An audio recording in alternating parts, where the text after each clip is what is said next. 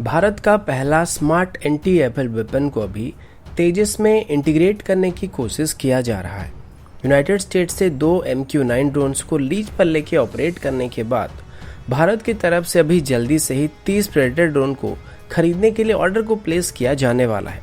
Russia की तरफ से भी भारत को ऑफर किए गए कामोव K-2260 हेलीकॉप्टर की एक गवर्नमेंट वेरिएंट को डेवलप किया जा रहा है। क्या भारत को अभी फाइनली MMR से टेंडर को कैंसिल कर देना चाहिए, और अगर ऐसा किया गया तो हमारे पास क्या क्या ऑप्शन मौजूद रहने वाले हैं, और अंत में क्या भारत की तरफ से अभी रशिया को छोड़ के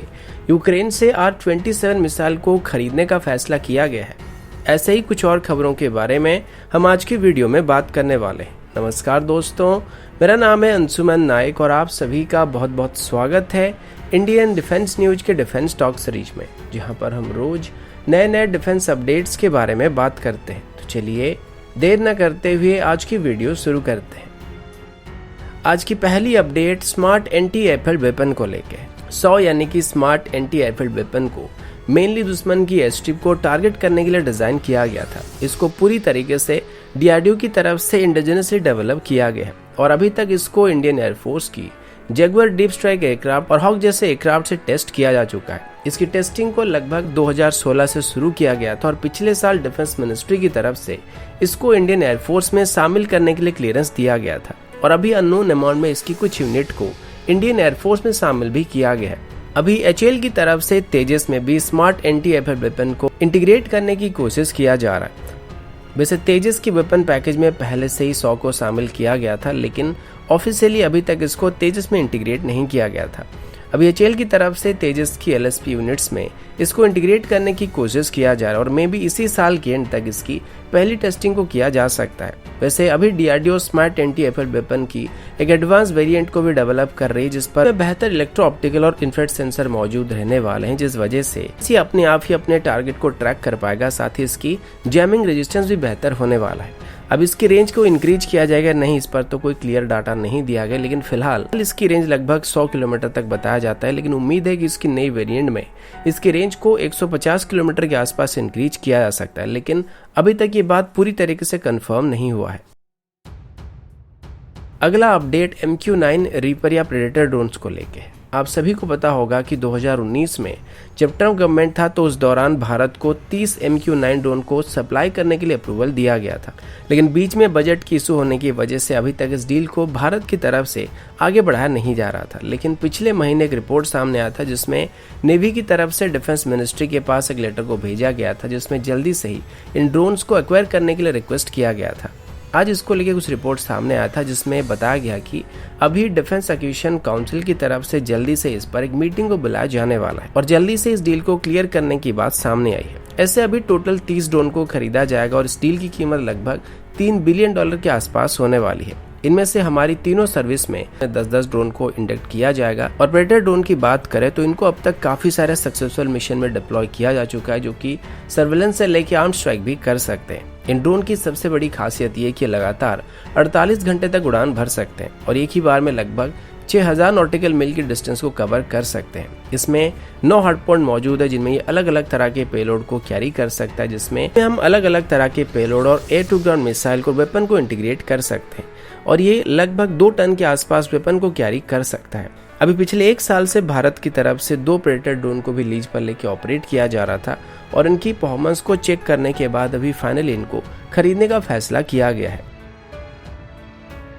अगला अपडेट MMR से टेंडर को लेके है। कल मैंने आपको बताया था कि राफेल की सेकंड स्क्वाड्रन को अभी ऑपरेशनल किया जा चुका है और अभी भारत को 26 राफेल को डिलीवर किया जा चुका है, जिनमें से 24 अभी भारत में मौजूद है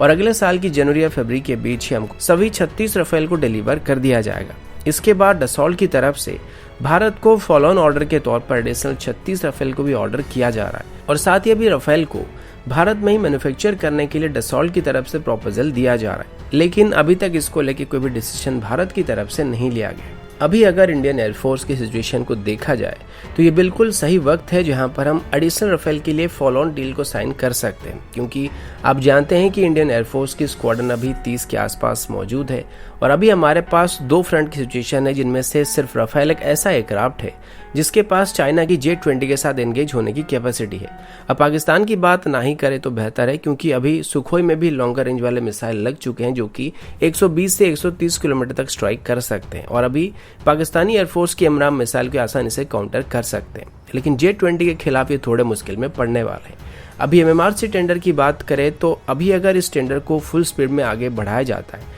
तब भी इसको फाइनल करने में हमको कम से कम 2 साल लग जाएंगे। और यहाँ पर मैं मिनिमम टाइम लाइन की बात कर रहा हूँ। इस डील के साइन होने के बाद भी हमको फाइटर जेट की डिलीवरी शुरू होने में 3 और साल लग सकते हैं। तो ऐसे में MMRC टेंडर के अंदर डील को साइन करके हमको डिलीवरी शुरू होने में कम से कम 2026 के आसपास का वक्त लग जाएगा।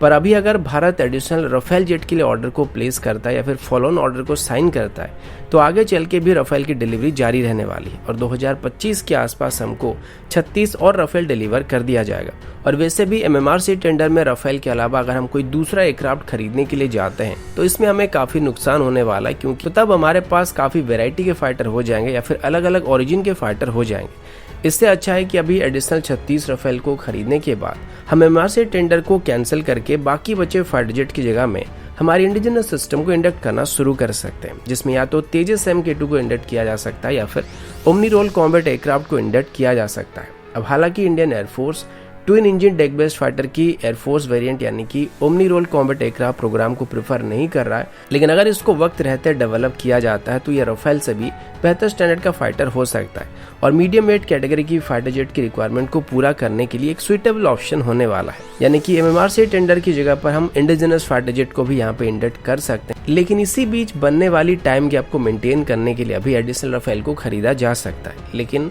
अगर हम इस फॉलो ऑन ऑर्डर को प्लेस करने में 1 साल भी और डिले करते हैं तो राफेल की जो अभी कंटिन्यूअस डिलीवरी हमको किया जा रहा है इसमें 2 साल का गैप बन जाएगा। अगला अपडेट कामोव के TU-260 हेलीकॉप्टर को लेके। आप सभी जानते हैं कि पिछले कई सालों से भारत और रशिया के बीच कामोव TU-260 हेलीकॉप्टर की डील पेंडिंग पड़ा हुआ है। भारत अभी ऐसे 200 हेलीकॉप्टर को खरीदने वाला है जो कि हमारी चेतक या चीता जैसे हेलीकॉप्टर को रिप्लेस करने वाले हैं। अभी हाल ही में मार्च 2021 एयर शो के दौरान भी इसको लेके भारत और रशिया के बीच डिस्कशन किया गया था, लेकिन रशिया का कहना था कि इस डील को लेके फिलहाल भारत और रशिया के बीच कुछ इश्यूज सामने आ रहे हैं, क्योंकि इनकी लोकल प्रोडक्शन को लेके भारत की तरफ से रशिया के सामने जो शर्तें रखे जा रहे हैं उन पर अभी इमीडिएटली रशिया फैसला नहीं कर पा रहा है, लेकिन फिर भी वो भारत की सभी डिमांड को पूरा करने की कोशिश कर रहे हैं। इसी बीच इन हेलीकॉप्टर्स को लेकर एक अपडेट सामने आया जिसमें रशिया की तरफ से बताया गया कि वो अभी इसकी एक अनमेन्ड वेरिएंट को डेवलप करने की कोशिश कर रही है। यानी कि रशिया की तरफ से अभी कामोव TU-260 हेलीकॉप्टर को बेस करके एक अनमेन्ड हेलीकॉप्टर को डेवलप करने की कोशिश किया जा रहा है, जिसमें कामोव TU-260 हेलीकॉप्टर को बेस के तौर पर इस्तेमाल करने का फैसला किया गया है और इसमें एक ऑपरेशनल फ्लाइट कंट्रोल सिस्टम को ऐड करने का फैसला किया गया है, जिसके बाद इसको रिमोटली ऑपरेट किया जा सकेगा।